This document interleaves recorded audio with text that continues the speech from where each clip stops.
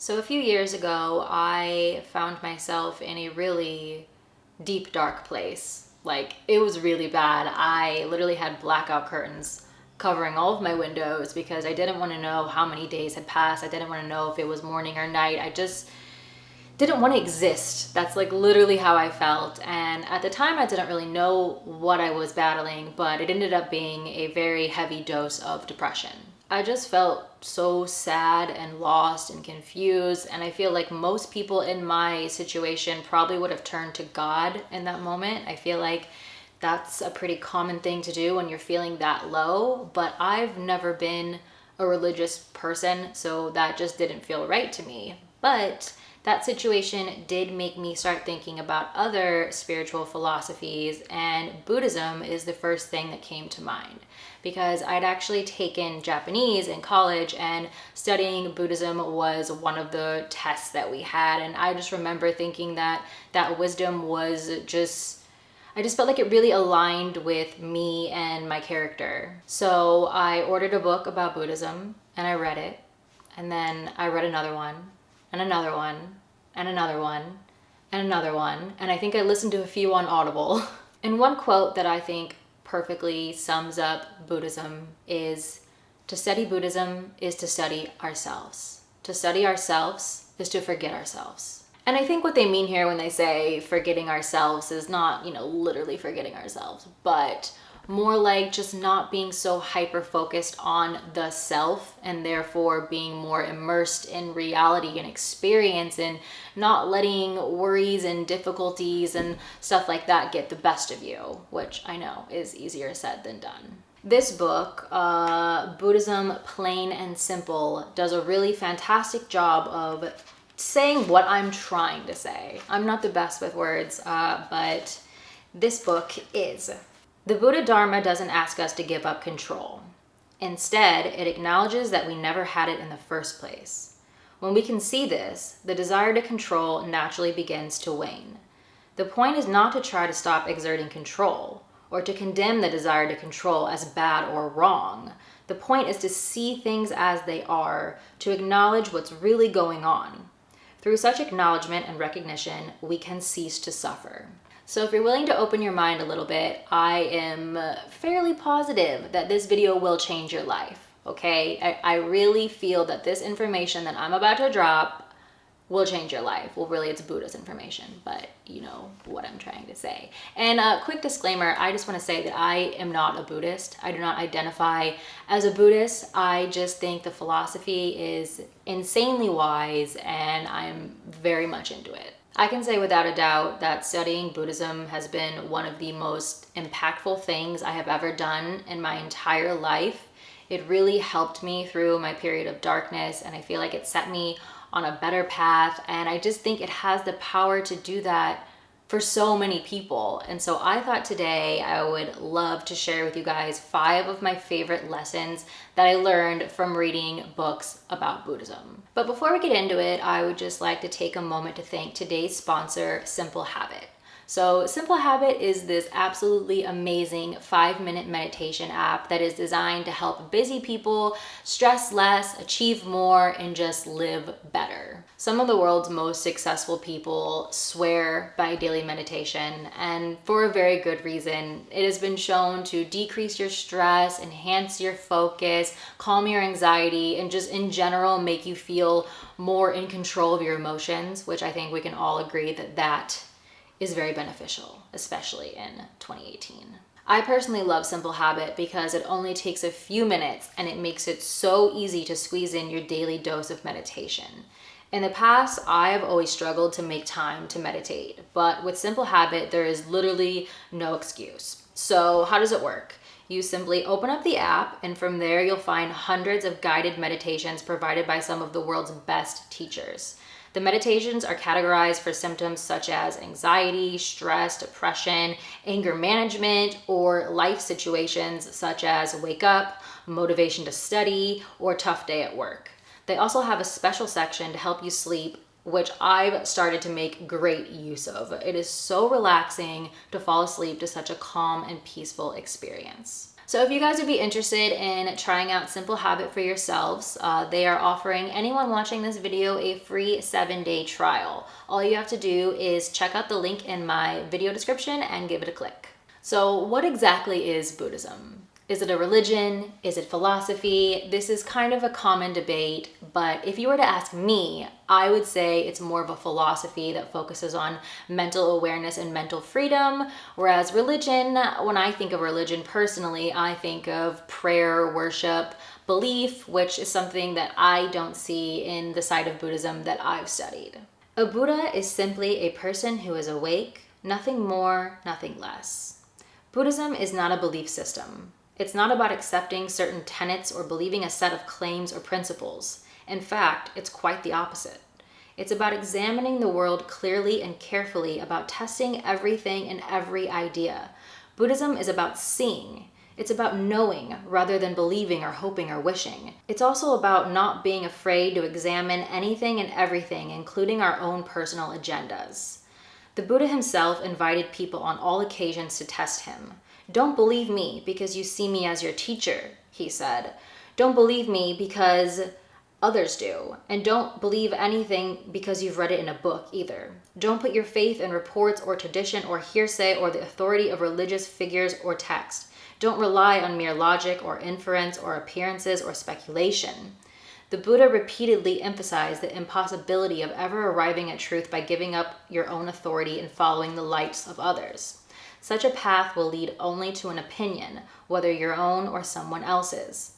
The Buddha encouraged people to know for yourselves that certain things are unwholesome and wrong, and when you do, then give them up. And when you know for yourselves that certain things are wholesome and good, then accept them and follow them. The message is always to examine and see for yourself. When you see for yourself what is true, then that's really the only way you can genuinely know anything, then embrace it. Until then, just suspend judgment and criticism. The point of Buddhism is to just see. That is all. But okay, now that we have a little bit better of an understanding about what Buddhism is, let's get into my 5 favorite lessons. Lesson 1. You will experience maximum happiness once you learn how to master mindfulness, or the art of living in the moment. If you make a list of things that tend to make people happy, you will probably notice that all of those things pull people into the present moment. Let's think of some examples here. Sports, music, reading, movies, dancing, video games, interacting with children, interacting with animals. In all of these situations, you're not thinking of the past or worrying about the future because you're practically forced to engage with the current moment. Last week, I tweeted something that I think kind of relates to this topic. I said, you know what I miss most about childhood innocence?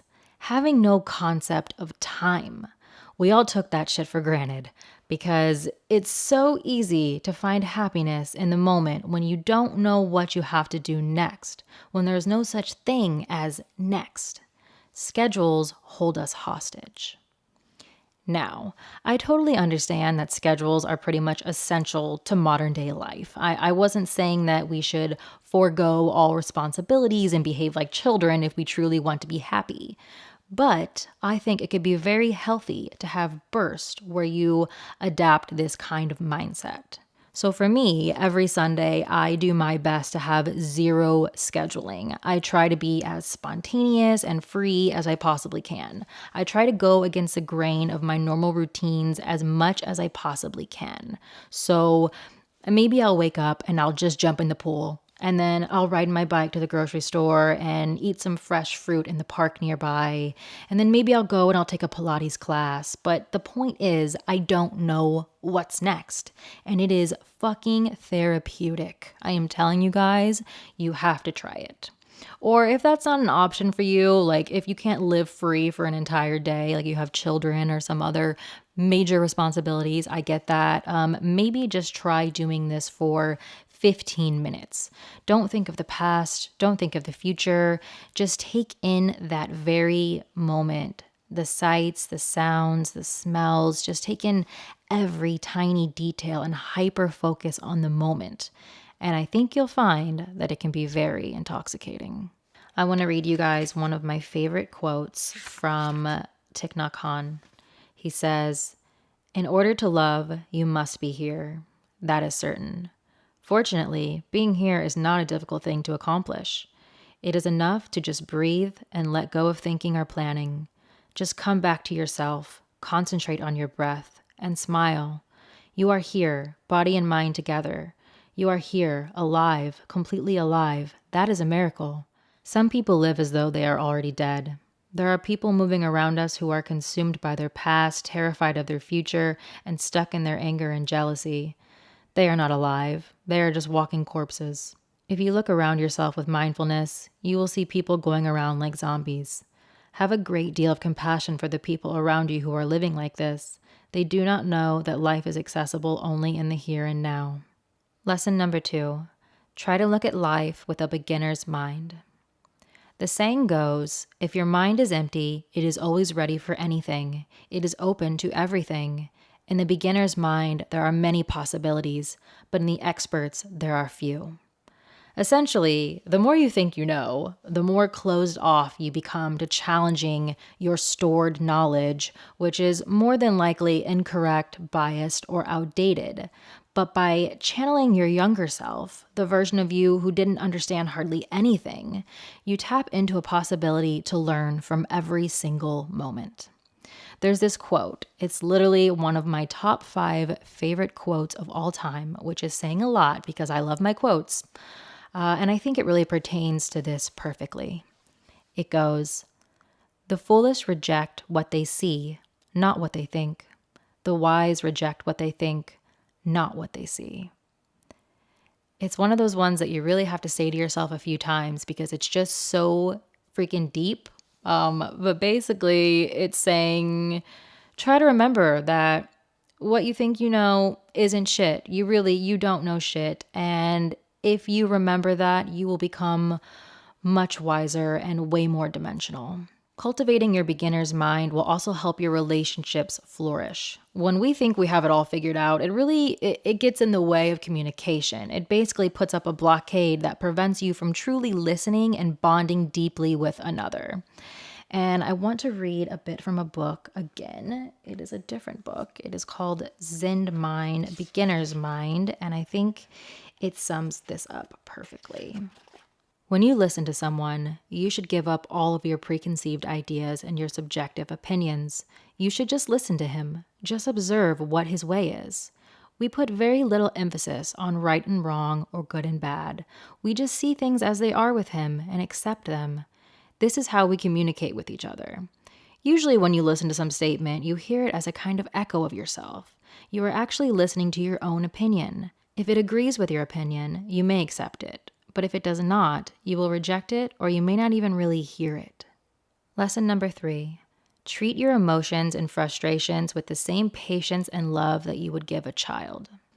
To explain this lesson, I'm going to read a few pieces from one of my favorite books of all time, You Are Here, because Thich Nhat Hanh has such a way with words. Like, he articulates his ideas in the most beautiful ways that I am just not capable of. So I really want to read this bit to you guys. When you are dealing with pain, with a moment of irritation, or with a bout of anger, you can learn to treat them in the same way you would a child. Do not fight against pain. Do not fight against irritation or jealousy. Embrace them with great tenderness, as though you were embracing a little baby. Your anger is yourself, and you should not be violent towards it. The same thing goes for all of your emotions. In the practice of Buddhist meditation, we do not turn ourselves into a battlefield of good versus evil. The good must take care of the evil as a big brother takes care of his little brother, or as a big sister takes care of her little sister, with a great deal of tenderness and a spirit of non-duality. Knowing that, there is a lot of peace in you already. The insight of non-duality will put a stop to the war in you. You have struggled in the past, and perhaps you are still struggling, but is it necessary? No. Struggle is useless. Stop struggling.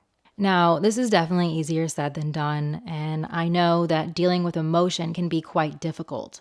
But what I find, at least for me, is that the older I get, the less emotions tend to cloud my judgment. As children, we're all quite emotional because the left brain, often referred to as the logical brain, isn't fully developed. So emotions feel very primary. But the more repetitive emotions become, the more predictable they become. And the more often they get you into trouble, the more you reflect and know how to navigate them in the future. So over time, your left brain develops. Neuropsychiatrists actually say that it isn't fully developed until your mid 20s, which is pretty crazy. But you will slowly feel way more in control. But I love this advice from Thich Nhat Hanh because there doesn't need to be this sense of duality with our emotions. Yes, they are frustrating, but let's not fight them. Let's not fight part of who we are. Let's hold them and embrace them. Let them say what they need to say in order to feel better, validate them, calm them down, and then send them on their way. This idea is just very in line with the Buddha's teachings. The first noble truth of Buddhism is the nature of suffering. The Buddha said to embrace our suffering and look at it deeply in order to understand its nature. We shouldn't try to escape it or suppress it. We should look at it directly. We should learn from it. Lesson number 4. Life is like a river. Everything is in constant flow. Do not box yourself in and limit yourself to who you were yesterday, and do not limit others either. Now, I'm going to read another piece from the book, Buddhism Plain and Simple, that literally takes my breath away. It is that powerful. I am not playing around. It is a little long, so please stick with me. Pick up a flower, a beautiful, living, fresh rose. It smells wonderful. It reveals a lovely rhythm in the swirl of its petals, a rich yet dazzling color, a soft velvety texture. It moves and delights us. The problem with the rose is that it dies. Its petals fall, it shrivels up, it turns brown and returns to the earth. One solution to this problem is to ignore the real rose and substitute a plastic one that never dies and never lives, technically. But is a plastic rose what we want? No, of course not. We want the real rose. We want the one that dies. We want it because it dies, because it's fleeting, because it fades. It's this very quality that makes it precious. This is what we want, what each of us is, a living thing that dies. Your very own body and mind are also precious because they're just as fleeting. They're changing always and every moment. In fact, you are nothing but change itself. Let's examine this closely for a moment. It's easy to see that you don't have the body you had when you were a small child, nor do you have the same mind. If you look carefully, you will notice that you don't even have the same body and mind you had when you turned to this page a few moments ago. In those few seconds, many cells in your bodies died and many others were created. Countless chemical changes took place in your organs. Your thoughts changed in response to the words on this page and the circumstances around you. Thousands of synapses in your brain fired thousands of times. In each and every moment, you changed. Like the rose, our bodies and minds are fleeting. In fact, everything in our experience, our bodies, our minds, our thoughts, our wants and needs, our relationships, are fleeting, changing, subject to death. We die in each moment, and again in each moment we are born. The process of birth and death goes on endlessly, moment after moment, right before our eyes. Everything we look at, including ourselves and every aspect of our lives, is nothing but change. Vitality consists of this very birth and death. This impermanence, this constant arising and fading away, are the very things that make our lives vibrant, wonderful, and alive. Yet, we usually want to keep things from changing. We want to preserve things, to hold on to them. As we shall see, this desire to hold on, to somehow stop change in its tracks, is the greatest source of woe and horror and trouble in our lives. Wow, right? That is just something else. I could seriously make an entire video on this topic because I feel it is so important. Everything is constantly changing. Nothing has a permanent identity. Whenever we form an idea about something or someone, we have to understand that we are freezing it in the process. We are storing information about this thing or person as if its molecular and chemical composition is frozen in time, but it's not. So we have to acknowledge that even though it may feel nice to freeze reality and block people in so that we have a means of understanding them better, it is really a disservice to the complexity of the human experience. So I urge that you don't shame people for being different than the person they were yesterday, for eating their words, for changing their mind, because none of us are who we were yesterday. And it's a very good thing. Lesson number 5. Nothing outside yourself can cause any trouble.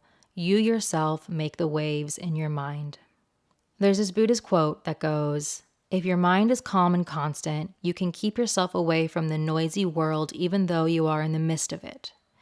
This is where meditation is key. So, meditation helps bring you closer to your beginner's mind, back to a time when the mind was calm. There weren't 10,000 ideas in there about who you should be, what you should do, how you should perceive the world. You were just you. You were simply existing. So, to just sit and bring yourself back to that empty slate is to rest the mind. Because, your body goes to sleep every night, but your mind does not. Meditation is how you let the mind sleep, and the more you meditate, the more you learn how to handle your thoughts and emotions, the better you will get at maintaining an optimum level of internal peace.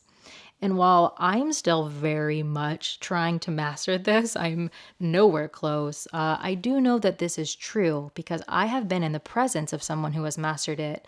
I met a Buddhist monk once, and his energy literally blew me away. Like, I felt calm just from talking to him. His energy transferred to me just from having a conversation with him, and it was absolutely insane. I truly think that daily meditation is the only thing that can get you to such a state. However, if I had to do my best to put the formula for success into words, I think I would say this: whatever will be, will be. If someone is yelling at you, let them yell and do your best not to react until they are finished. If you had a bad day and you find lots of negative thoughts popping in your mind, let them come, then let them go. Be less reactive. Maintain a sort of mental homeostasis of sorts. Don't let anything shake you. Understand the origin of the conflict, let it simmer while you make sense of it, but don't let it come to a boil.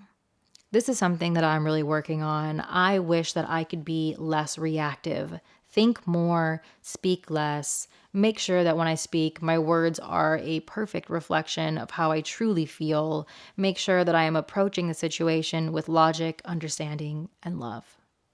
Well, that's it. Those are my 5 lessons. I hope you guys didn't mind that I decided to just do kind of like an audio, because I started trying to read off my notes and I realized that I really just wasn't doing it justice because my short-term memory is just awful and I couldn't remember anything I wrote down. And I really wanted to get this information to you guys as clearly as I possibly could, because I do think it is so life altering, and I get that not everybody has time to read 6 books about Buddhism. So I really wanted to kind of condense all of my knowledge into this one video, hoping that it could help some of you guys.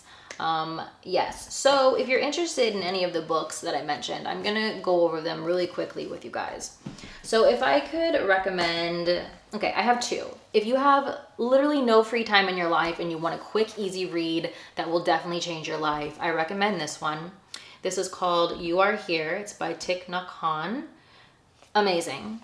Second one I recommend, which is a lot more comprehensive. It's chock full of information. Okay, like this is heavy. This is called Buddhism Plain and Simple. I quoted this one a few times. It's by Steve Hagen. Amazing. Another one that is very in-depth is Zen Mind, Beginner's Mind by, I'm gonna butcher this even though I've taken Japanese, Shunryu Suzuki. I tried. Anyway, I will put it in the description for you guys, but this is great. Then we have Buddhism Without Beliefs by Stephen Batchelor, A Contemporary Guide to Awakening. And I really can't do a philosophy video without mentioning Osho, okay? Osho has tons of amazing books, but the one that I feel pertains most to this topic is probably The Art of Living and Dying. This book is amazing. But that about does it, guys. I really truly hope you got something out of this video, and if you are battling depression, I really hope this had the same effect for you as it did for me. I really truly encourage you to pick up at least one of these books and read them, because I think it can really help bring some lightness into your life during this dark time. But okay, I'm gonna go. I will see you guys really soon. Thank you so much for watching. Bye.